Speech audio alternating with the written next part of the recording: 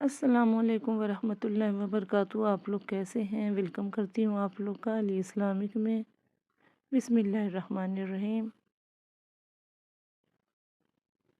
کسی کو اتنا مجبور نہیں کرنا چاہیے کہ وہ اپنی خاموشیاں توڑ کر لفظوں سے تمہاری دھجیاں اڑا دے۔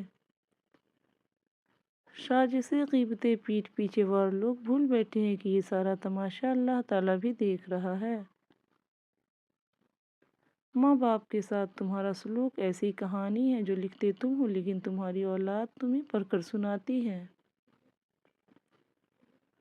ذہنی سکون۔ بدگمانی میں اتنی طاقت ہے کہ وہ ذہنی سکون برباد کرنے کے ساتھ ساتھ انسان کے خونی رشتوں کو بھی منٹوں میں ختم کر دیتی ہے۔ جس کنویں سے لوگ پانی پیتے رہیں وہ کبھی نہیں سوکھتا، لوگ پانی پینا چھوڑ دے تو کنواں سوکھ جاتا ہے۔ یہ قدرت کا قانون ہے، یہ بڑے راز کی بات ہے۔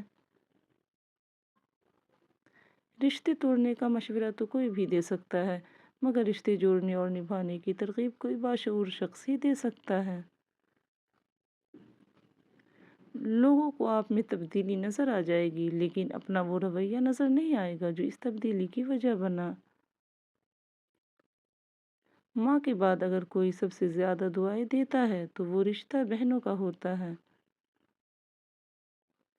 اگر کوئی بلا وجہ آپ کا دشمن بن جائے تو مان لیجیے آپ میں کچھ خاص ہے، سامنے والا حسد کا شکار ہے۔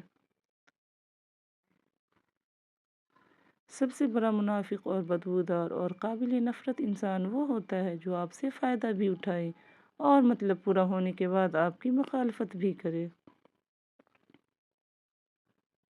دل دکھانا۔ کسی کا دل مت دکھاؤ کیونکہ معافی مانگنے کے باوجود اسے دکھ ضرور رہے گا، جیسے دیوار میں لگے کیل کو نکلنے کے بعد بھی نشان رہ جاتا ہے۔